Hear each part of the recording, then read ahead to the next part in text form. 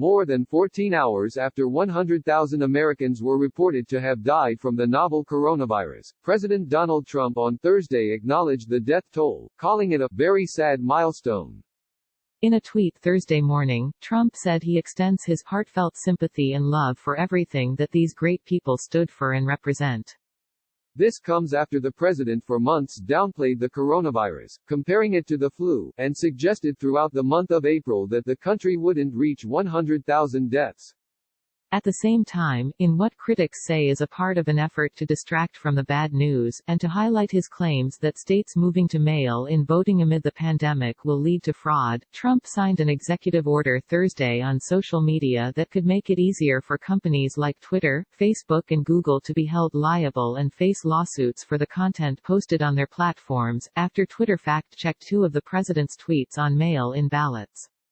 Tune into ABC at 1 p.m. Eastern Time and ABC News Live at 4 p.m. Eastern Time every weekday for special coverage of the novel coronavirus with the full ABC News team, including the latest news, context and analysis. Here are Thursday's most significant developments in Washington. President Donald Trump on Thursday signed an executive order aimed at tech companies, targeting Section 230 of the Communications Decency Act, which gives companies like Twitter, Google and Facebook immunity from lawsuits based on the content its users post. Calling the order a big deal, Trump said he was taking the action to defend free speech from one of the gravest dangers it has faced in American history, after Twitter called 2 of his tweets potentially misleading earlier this week. Trump said the order allows for new regulations so that social media companies that engage in censoring or any political conduct will not be able to keep their liability shield, but experts say he probably can't do much without congressional approval and any move will be met with legal challenges. White House Deputy Press Secretary Judd Deere said the president signed the executive order right after reporters left the Oval Office. They have had unchecked power to censor, restrict, edit, shape, hide, alter any form of communication between private citizens or large public audiences, Trump claimed. We are fed up with it. He said what social media giants choose to fact-check or ignore are editorial decisions and represent political activism. In those moments, Twitter ceases to be a neutral public platform and they become an editor with a viewpoint, and I think we can say that about others also, Trump said, referring to fact-check labels added to 2 of Trump's tweets on mail-in ballots, as some states make measures for voting amid the pandemic. And it's inappropriate. Asked by ABC News chief White House correspondent Jonathan Karl if he has considered deleting his own Twitter account, Trump said he would, in a heartbeat, if news wasn't fake, and then touted his 186 million followers across all social media platforms.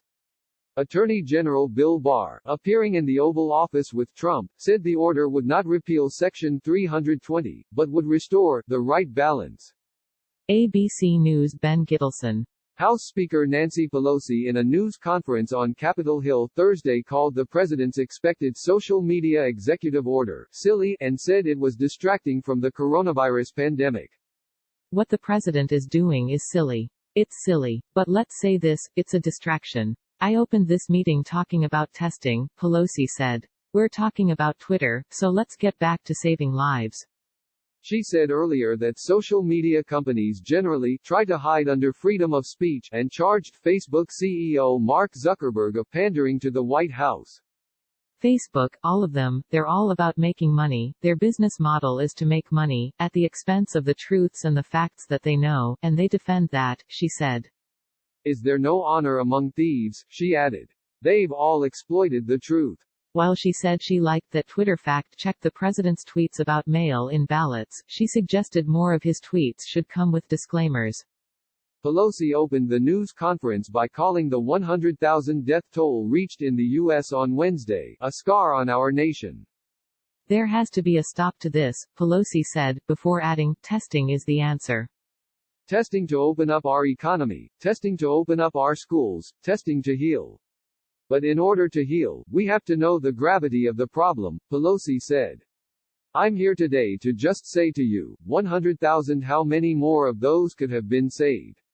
She said emphasis should be on testing in lieu of a vaccine. You notice in countries that have controlled the spread and the deaths from the virus. They don't have a vaccine. They don't have a cure. But they have common sense, Pelosi said. And yet, we can't seem to get the executive branch, the President of the United States, to make the decision to show the example of what we can do to stop this, she added. ABC News' Mariam Khan. Asked about the president's message in an interview with Fox News Thursday morning now that the U.S. has surpassed 100,000 lives lost from the coronavirus, White House Press Secretary Kayleigh McEnany pointed to the president's earlier tweet and his directive to lower the American flags for 3 days. The president tweeted about this not too long ago, that his heart goes out to those families, she said. But more than just a statement, the president took action on this. Last week, he lowered the flag to half-staff for several days in anticipation of this number coming up.